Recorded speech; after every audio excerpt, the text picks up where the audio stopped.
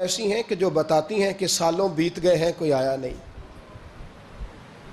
کچھ قبریں بتاتی ہیں اور کچھ بڑے قبرستان بڑے شہروں میں ایسے بھی ہیں کہ جن کا گورکن کہتا ہے کہ مجھے کمیٹی نے کہہ دیا ہے جہاں 4-5 سال کوئی نہ آئے وہاں نئی قبر بنا دیا کرو. وہاں نئی قبر بن جاتی ہے معاذ اللہ. او بھائی کچھ ہیں ایسے، کچھ ہیں. یہ جائیں نا اکبر بادشاہ یہاں لیٹا ہے لاہور میں تو شعر لکھا ہوا ہے بر مزارے ماں غریباں نے گلے پروانہ سوزز نے صدائے بلبلے. فارسی کا مقولہ لکھا ہے اس کی قبر پہ، کہتا ہے میں وہ غریب ہوں. اعلیٰ بادشاہ ہے مقبرے میں لیٹا ہے، کہتا ہے میں وہ غریب ہوں کہ نہ یہاں کوئی پروانہ آتا ہے نہ بلبل آ کے گیت گاتی. کوئی آتا ہی نہیں، کوئی فاتحہ نہیں پڑھتا، کوئی فاتحہ نہیں پڑھتا. او بھائی کئی قبریں ایسی ہیں جن پہ سالوں بیت گئے کوئی لوٹا نہیں. اور مشکات میں حدیث ہے میرے نبی کریم علیہ السلام نے فرمایا جو قبر میں ہوتا ہے وہ تو اس آدمی کی طرح ہے جو دریا میں ڈوب رہا ہے اور وہ انتظار کر رہا ہے کہ میرا بیٹا میرے لیے دعا مانگے، میری بیٹی دعا مانگے. پر بیٹے کو تو 27 سال ہو گئے، ملک سے باہر ہے. کاغذ بنے گے تو ابے کی قبر پہ آئے گا نا، اس کے تو کاغذات ہی نہیں مکمل ہو رہے. وہ بیٹے کو تو مشکل ہے بڑی، وہ تو کاغذات نہیں بن رہے. وہ تو دولت کا مطالبہ پورا ہوگا تو جب ہی وہ کام ہوگا نا. انتظار ہو رہا ہے قبروں میں میرا بیٹا دعا کرے، میرا بھائی دعا کرے. اور اگر بچہ دفن ہے تو وہ کہتا ہے میری ماں دعا کرے، میرا باپ دعا کرے. کوشش کریں شب برات بعد از مغرب یہ رواج پیدا کریں. یہ رسول اللہ کا طریقہ ہے صلی اللہ علیہ وسلم. قبرستان میں جائیں اور جا کر کے وہاں اللہ تبارک و تعالیٰ سے دعا مانگیں کہ یا اللہ جو اس قبرستان میں لیٹے ہیں وہ بھی، اور جو آج تک کلمہ پڑھنے والے دنیا سے گئے وہ بھی، اور جو قیامت تک جائیں گے وہ بھی. اے اللہ تو سب کی بخشش فرما دے. اللہ کی رحمت کو محدود نہ کریں کہ صرف مجھے بخش دے، اسے کہیں یا اللہ کل کی بخشش فرما. ساری امت کے لیے دعا کریں. شب برات کی رات نفل پڑھیں. ہمارے ہاں محفل ہوتی ہے ہر سال الحمدللہ، بڑے شوق سے بڑا خوبصورت ہم اہتمام کرتے ہیں. لیکن میں اکثر دوستوں سے کہا کرتا ہوں کہ جن کو اکیلے میں نفل پڑھنے میں مزہ آئے وہ اکیلے میں پڑھیں. کتنی کھلی بات کر رہا ہوں. میں پابند نہیں کر رہا کہ آپ یہاں آئیں گے محفل میں آئیں گے ضروری ہے. بھئی آپ کو اکیلے میں مزہ آتا ہے نا. کچھ لوگ تنہائی میں ہوں تو دل زیادہ لگتا ہے، وہ تنہائی میں کریں اللہ اللہ کوئی حرج نہیں. لیکن کچھ ایسے ہیں کہ نعت سنتے ہیں تو دل نرم ہوتا ہے، تقریر سنتے ہیں تو دل نرم ہوتا ہے. تو جن کا اس طرح نرم ہوتا ہے وہ مسجد میں آئے بات سنیں. کچھ کو سب کے بیچ بیٹھ کے رونا آتا ہے. حضرت سعدی شرازی فرمایا کرتے تھے کچھ لوگوں کے آنسو مجھے رلا جاتے ہیں. فرماتے ہیں کچھ کی آنکھیں دیکھ کے رو پڑتا ہوں، لہٰذا میں جب بھی ذکر کرتا ہوں محفلوں میں بیٹھ کے کرتا ہوں.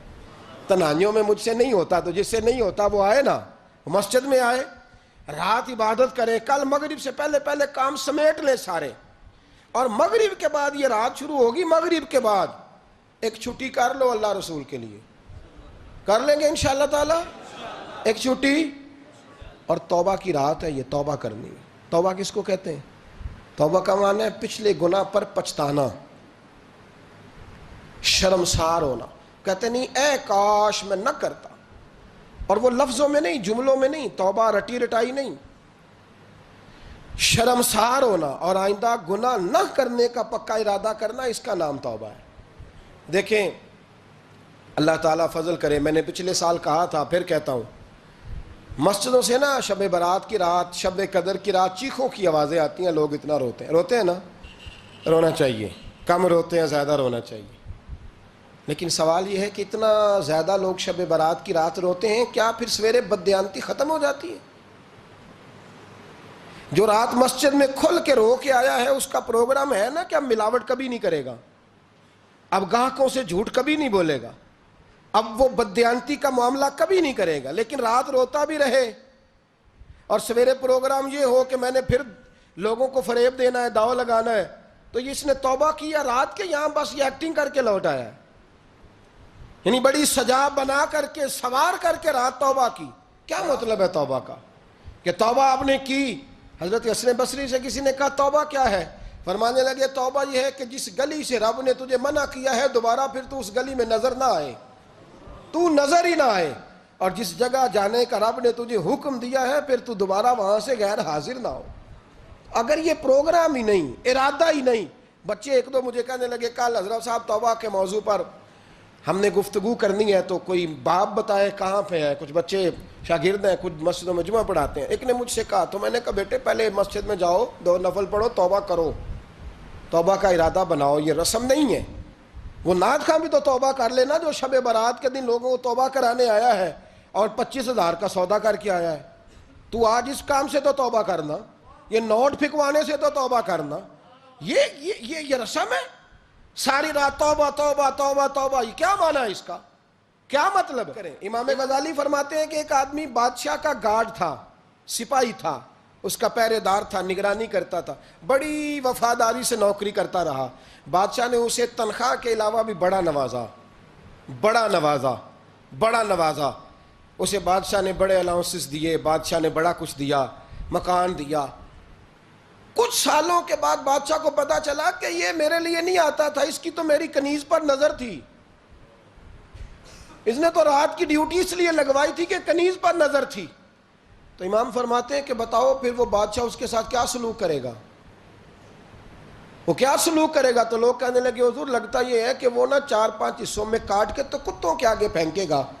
آپ فرمانے لگے میرا رب تو بڑا ہی کریم ہے، وہ تو ایسے نہیں کرتا، لیکن بتلاؤ اگر اسے پتا چلے کہ یہ رسم کے لیے آیا ہے، اس کی تو نظر ہی مال پہ ہے، یہ تو سویرے بدلے گا نہیں، یہ تو دھوکہ دے رہا ہے، یہ تو توبہ کرنے آیا ہی نہیں، اس نے تو ڈھونگ رچایا ہے، اسے تو پہلے سے خبر ہے، تو پھر تم کیا امید رکھتے ہو؟ پھر کیا رویہ رکھتے ہو؟ شب برات کی رات دھاڑے مار مار کے رونا اور صبح اسی طرح دھوکہ دینا، اسی طرح فریب کرنا، اسی طرح جھوٹ بولنا، اسی طرح بددیانتی کرنا، اسی طرح لوگوں کو لوٹنا، تو یہ رسم نہیں ہے توبہ۔ توبہ تو بدل جانے کا نام ہے، توبہ تو پھر سنور جانے کا نام ہے۔ توبہ تو اس طرح ہے جس طرح حضرت ابراہیم ابن ادھم نے کی تھی، وقت کے بادشاہ تھے، بادشاہ جب توبہ کی تو پھر ہر چیز چھوڑ دی، پھر مال لوگوں میں بانٹ دیا اور پھر ٹاٹ کا لباس پہن کر زندگی گزاری۔ لوگوں نے کہا حضور یہ تبدیلی ہے؟ فرمایا تبدیلی نہیں، یہ میری توبہ ہے، یہ میری توبہ ہے۔ جب توبہ کی تو پھر بدل کے کی، جب توبہ کی تو پھر تبدیل کیا آپ نے۔ یہ کیا توبہ ہوئی؟ ساری رات